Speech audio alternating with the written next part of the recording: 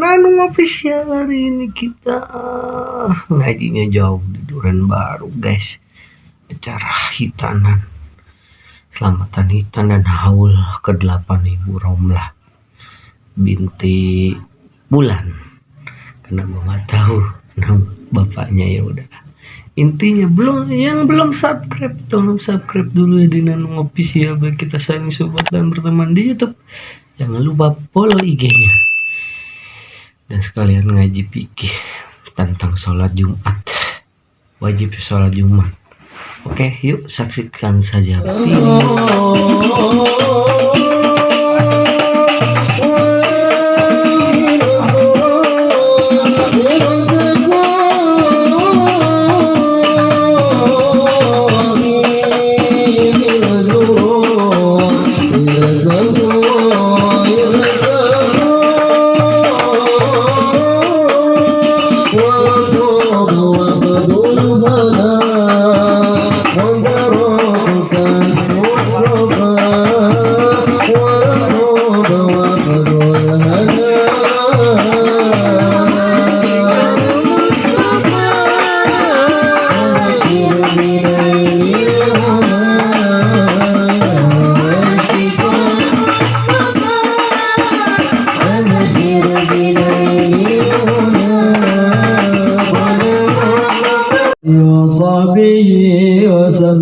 Allahumma salli ala mimika sayyidina Muhammadin wa ala alihi wa sahbihi wa sallim. Allahumma salli ala habibika sayyidina Muhammadin wa ala alihi wa sahbihi wa barik wa sallim. Allahumma salli ala mimika sayyidina Muhammadin wa ala alihi wa sahbihi wa sallim.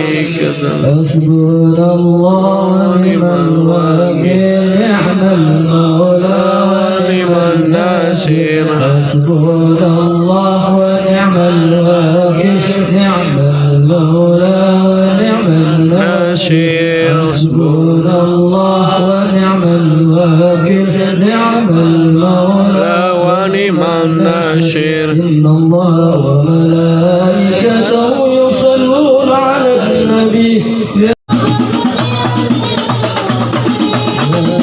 صل على محمد أهل الورى منطقا وأسدان. يا رب صل على محمد. يا رب صل على محمد أفضل من يتقاتلكم. يا رب صل على محمد.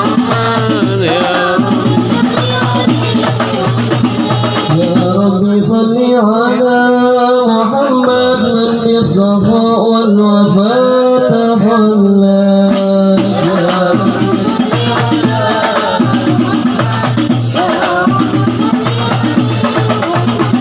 يا رب صل على محمد واجمع من الشمل ما تفرق.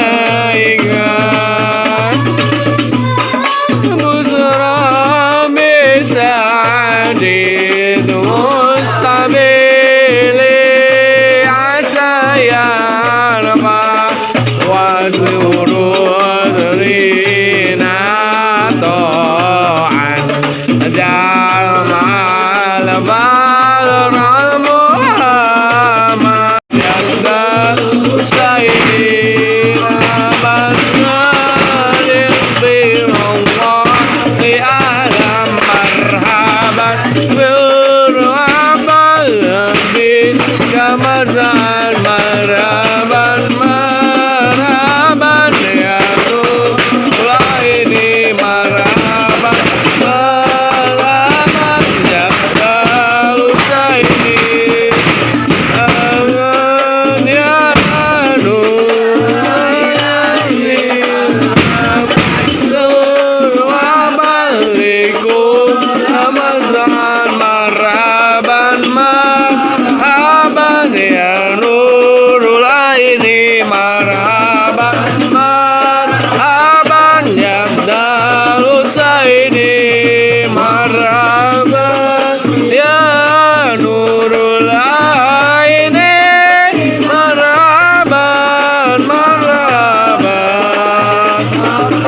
bihitatil baladi. Bermula syarat-syarat Jumat itu 6 perkara. Yang pertama antakuna kulluha. Yang pertama bahwa ia ada sekalian orang-orang yang sembahyang Jumat itu di dalam waktu Johor. Jadi syarat pertama salat Jumat itu adalah dikerjakan pada waktu Johor. Selain Johor itu tidak menjadi syarat untuk salat Jumat, ya. Yaitu di halaman 23. Surutul Jum'ati sittatun antakuna kulluha fi waktu juhri. Kemudian syarat-syarat Jumat yang kedua adalah an tuqama fi hittatil baladi. Dan syarat-syarat Jumat yang kedua adalah bahwa ada didirikan Jumat di dalam goresan negeri, ya. Jadi dikerjakan di dalam negerinya, di dalam kampungnya itu sendiri, ya, di dalam kampungnya itu sendiri. Jadi kita abdulnya ketika kita sholat Jumat, maka kita di kampung sendiri. Kalau di tempat lain udah beda hukumnya, sudah beda. Jadi abdulnya di kampung itu sendiri, ya. Ketika kita belum mukim di tempat tersebut, maka itu tidak termasuk sholat Jumat. Ya, jadi kita kudu ikhtiyat. Setelah kita sholat Jumat, bukan di tempat itu sendiri, maka kita harus sholat Johor lagi. Setelah sholat Jumat, kita sholat Johor lagi, karena kita bukan di mukim itu sendiri. Contoh, misalkan ini disusukan dengan baru, yang kita ada di sini dan kita sholatnya di Jakarta karena kita mau kerja mungkin atau nuli, ya. Nah, kita sholatnya di sana. Setelah sholat Jumat, maka kita sholat Johor lagi. Ikhtiyat, untuk hati-hati. Ikhtiyat, hati-hati menjaga agar sholatnya diterima. Karena hitungan daripada sholat Jumat itu adalah berapa orang? 40 orang mukim, artinya orang yang tinggal di itu.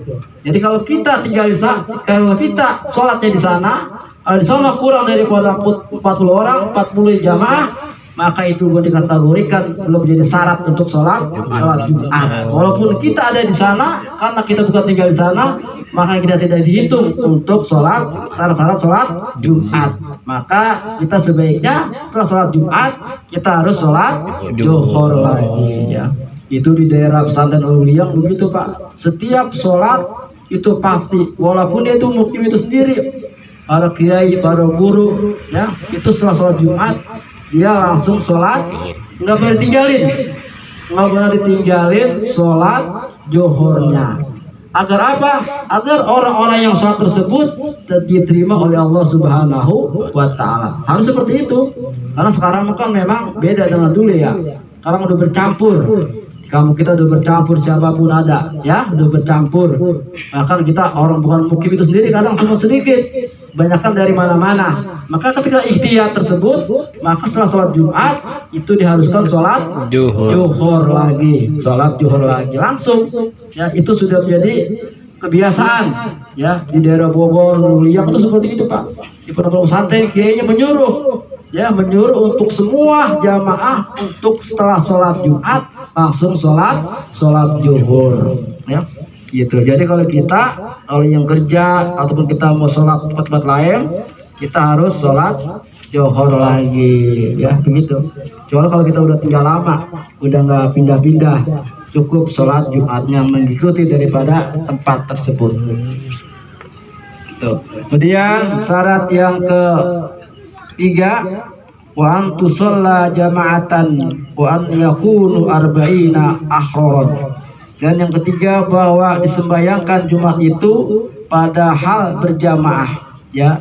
Jadi masuk Jumat itu harus berjamaah syaratnya. Kalau nggak berjamaah berarti bukan sholat Jumat, ya, sholat dewekan, ya. Nggak ada sholat Jumat itu yang sendiri-sendiri, ya. Kalau kurang daripada 40 orang berarti itu tidak menjadi syarat sholat Jumat, mesti 40 orang. Bagi lebih kurang 39, ya, 39 berarti kurang 40, itu belum menjadi syarat. Jadi jumhur ulama mengatakan sepakat bahwasanya sholat Jumat itu harus 40 orang gitu. Jadi kalau kita tempat masjid yang baru-baru, misalkan sekarang kan banyak masjid-masjid baru-baru ya, ada bikin masjid baru-baru, kadang-kadang langsung bikin sholat Jumat. Pada itu belum menjadi syarat harus orang-orangnya mukim dan lebih daripada 40 orang. Kalau belum ada 40 orang, maka itu tidak menjadi syarat sholat Jumat.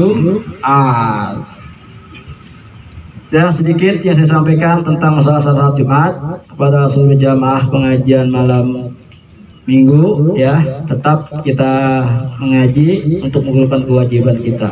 Semoga sedikit ilmu yang saya berikan bermanfaat buat kita semua. Amin. Jadi tinggal ada 2 lagi ya, karena memang waktu sudah malam, ya, sudah malam, sudah hampir setengah 11 ya, setengah 11. Jadi kepada seluruh jamaah ya yang di dalam yang di luar, pada hari ini saya tidak membahas ya, tidak membahas daripada khitan ataupun haul, hanya sedikit tentang masalah syarat-syarat Jumat. Ada intinya, ketika orang khitan berarti orang tersebut, anak tersebut mengikuti yaitu Nabi kita, Nabi Ibrahim alaihi salam, yang sangat dianjurkan dan diwajibkan kepada anak putra ketika sudah terlahir. Maka ada berapa yang harus kewajiban dari orang tua, adalah salah satunya yaitu menghitankan anaknya. Jadi kalau anak laki mesti dihitan. Karena kenapa kalau nggak dihitan? Karena kita tuh sama dengan dipotong. Apa yang dipotong? Kulit ujungnya yang menutupi daripada penisnya. Maka itu ketika kencing, maka kencing itu akan terus menempel di kulit tersebut.